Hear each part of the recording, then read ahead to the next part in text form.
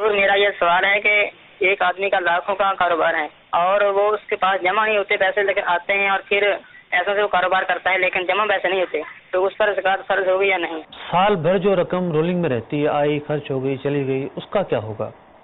देखिए, एक नुक्ता याद रखें कि ज़कात के अंदर निसाब का साल, निसाब की जो तारीख है, इंसान कब पहली मर्तबा साहिब निसाब हुआ, ये याद रखना बहुत ज़रूरी है।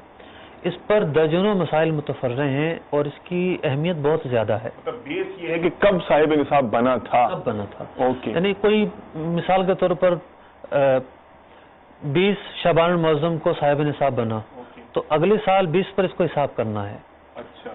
तो अब दरमियान में जो कुछ आ रहा है, जो कुछ जा रहा है, उसका हिसाब इसको नहीं करना।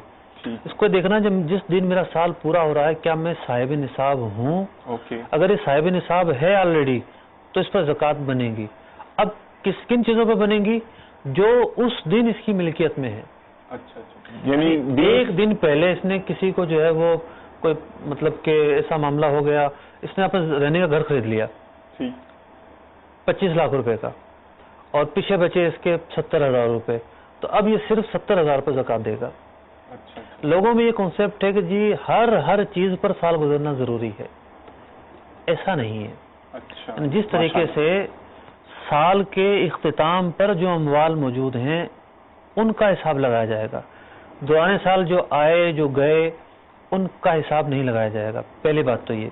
दूसरी बात ये कि जब साल पूरा हो रहा है, उससे एक दिन पहले कोई चीज की मिल्कियत में आ गई, मिसाल के तौर पर एक दिन पहले इसने इन्वेस्ट के लिए कोई प्लाट या मकान खरीद लिया लाखों रुपए का, अब उस पर ज़कात देनी पड़ेगी इसको। ठीक है, क्योंकि वो माल तिजारत है। क्योंकि जो साहिब निसाब बन गया उसका साल शुरू हो गया, उसका साल अब रवां है, अब इसकी हर चीज पर साल गुजरना शुमार नहीं करेंगे।